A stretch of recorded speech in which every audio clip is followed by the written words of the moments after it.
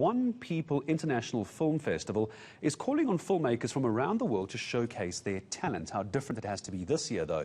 The festival is going to be taking place in Cape Town. It's aiming to create an intimate and collaborative space for filmmakers and will include masterclasses by some industry professionals, some massive names involved in this festival. Let's get you details. The festival's Stephen Taylor joining me now. Good morning to you, Stephen. It's always a pleasure speaking to you. And I was just taking a look at when this film festival was first put into the public space, and you couldn't have chosen a worse year. 2020 is, in my understanding, when this came out, and then COVID-19 hit. How quickly you've had to change your entire mindset. That's right. Morning, Gareth. And yes, I'm a Kaiser Chiefs supporter as well, so thank you for the nice news on a Sunday morning, my friend. Yes, we've had to change things a bit. Of course, COVID hit us and hit the entertainment industry quite hectically, quite harshly as well. So that's why we decided to do it in 2021, hoping that it can be a bit different. But obviously, we don't know what's going to happen. But it's an opportunity for being hosted in South Africa. It gives South African filmmakers an opportunity to, whether you're filming on your phone or whether you're a professional filmmaker, to be able to submit your film and this being seen by an international audience. So it is free for South Africans, which is great. So South Africans should grab that opportunity and be a part of this amazing festival. As you said in your introduction, there are some big names a part of this. We've got Hollywood actor Hakeem K. Kazim, who is come on board as the festival director. Of course, you'll know him from movies like Hotel Rwanda. He's been in the series Black Sails, Dynasty, and many others. So he is on board and very passionate about this festival. And we hope that this will be the first of many to showcase the amazing talent that we have here in South Africa, but also across Africa as well. We encourage people across Africa also to come on board. Well, I'm just taking a look at some of the commentary and some of the reaction to this festival.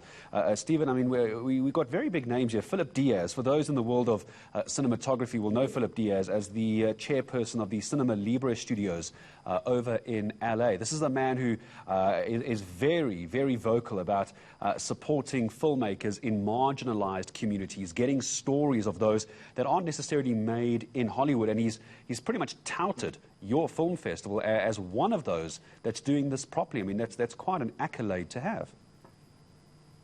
Absolutely. He is very much on board with us and supports what we are doing. And it's great to have somebody like him of his caliber who's produced and like feature films, 25 of them. He's been in the industry for a long time, and he knows what he's talking about, knows what he's doing. And Philip is an amazing human being. So we're very happy to have him on board. Let's talk a little bit then about the kind of submissions that people can have. You were saying everything from filming on your cell phone to professional DSLRs to XD cams, whatever you might have. As far as the submissions are concerned, someone has shot something on their phone during the last year of 2020. How does one get involved in this? What do they need to do? Where do they need to go? Well, they can go to our social media pages. They can get in touch with us there. All the links and all the details are there on our social media pages. On Facebook, it's just simple. It's One People International Film Festival. And on Twitter and Instagram, it's OPIF_festival. They'll be able to find all the details there. There's a direct link to the film festival where they can submit. And as you mentioned, of course, there's narrative feature film, documentary feature film, but South African feature film, features by indigenous filmmakers. We're asking that community as well to also come on board and get involved. South African short film and short film narrative and documentary. So there's something for everybody. Whether you say, filming on your phone, or whether you're a professional filmmaker, we'd like to hear from you. We'd like to have your footage, and maybe you're the next big thing. We don't know. The next Steven Spielberg, the next Gareth Edwards, we don't know. Don't aspire to be Gareth Edwards. You need to relook at your priorities if that's what you're aspiring to be. Stephen, just before I say goodbye to you, two things. I'm seeing here under the submission categories, and this is bizarre, but I suppose it's a brilliant way of handling what has been a traumatic year for everyone.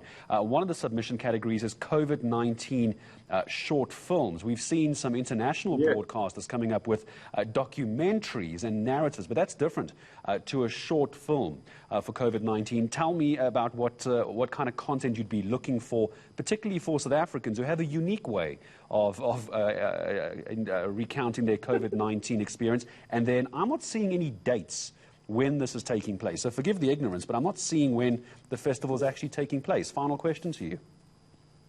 Well, okay, firstly, with regard to the COVID short films, we know that COVID has affected South Africa and the world tremendously. There's been some good stories, there's been some sad stories, and we pay tribute to those people that have lost their lives. I know a few people that actually have lost their lives to COVID-19. We want to hear people's real stories. That's what it's all about. And people have been through things. There's been so many things going around of untruths. We want to hear people's truthful stories. And to have those, to get that out to the international public, that is what we want.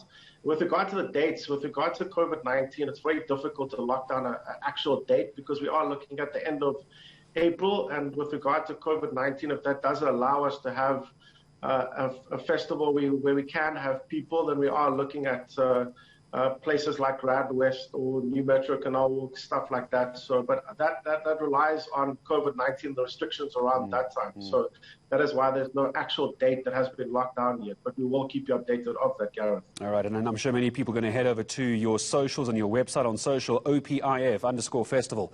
You can go and look for them there. Stephen Taylor, all the best to you, and thank you very much for speaking to us this morning. Marketing and operations for Open International Film Festival. Some wonderful categories and such an easy way for you to break into filmmaking and cinematography. OPIF_festival, if you want to take a look at that.